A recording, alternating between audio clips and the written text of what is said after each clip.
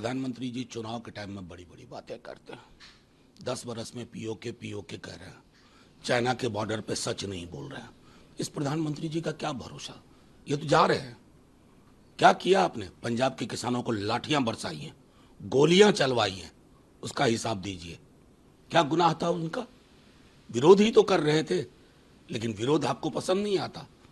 एको हम द्वितीयो नास्ति, ये मिजाज है आपका प्रधानमंत्री जी। चुनाव के समय आप क्या सब बोलने लगते हैं? टोटी खोल लेगा, बिजली काट देगा, भैंस ले जाएगा। ये प्रधानमंत्री जी की जुबान है। दुनिया में किसी को सुना है? किसी देश में चुनाव में वहां का बड़ा नेता ये बोल रहा टोटी खोल लेगा, बिजली काट देगा, भैंस ले जाएगा? प्रधानमंत्री जी आपकी बातें हल्की हो रही हैं। पहले तो हिसाब दीजिए, किसानों पे लाठियां किसने चलवाई, गोलियां किसने चलवाई? उतने किसानों की शहादत से आपको फर्क क्यों नहीं पड़ा? इसका मूल्यांकन करिए, स्व मूल्यांकन करिए, जिसे कहते हैं सेल्फ इवैल्यूएशन। फिर आपको दूध का दूध, पानी का पानी नजर आए। राहुल गांधी ने कहा कि प्रधानमंत्री खुद को अब परमात्मा मानने लगे हैं, तो उन्होंने कहा हे भगवान आपने कैसा इंसान भेजा, ये सिर्फ 22 लोगों के लिए जीता। नहीं, देखिए उन्होंने जो उसको उससे इतर में एक बात आपको कहता हूं, अगर आप ये बात कहते हैं कि परमात्मा ने आपको भेजा है तो आपको डॉक्टर के पास ले जाया था। साइकोलॉजी में, मनोविज्ञान में एक चीज होती है डिल्यूजन ऑफ ग्रैंडियोर। ये डिल्यूजन ऑफ ग्रैंडियोर फिनोमेना है।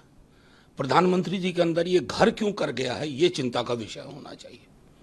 अरविंद केजरीवाल ने कहा है कि अब मेरे माता पिता से दूर रहिए, मेरी लड़ाई आपसे है। लगातार अरविंद केजरीवाल नहीं, माता पिता ये हर जगह ये हो रहा है। अरविंद जी के साथ हो रहा है। हेमंत जी जेल में क्यों है? कल्पना जी जो घर में बंधी हुई थी, उनको बाहर आना पड़ा क्योंकि आदिवासी अस्मिता का सवाल है।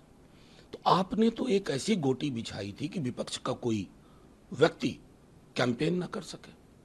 ये कौन सा मुल्क बना रहे हैं? वो कोरिया वाला मॉडल है क्या? किम जोंग वाला या पुतिन वाला मॉडल? ये मॉडल हिंदुस्तान का मॉडल नहीं हो सकता।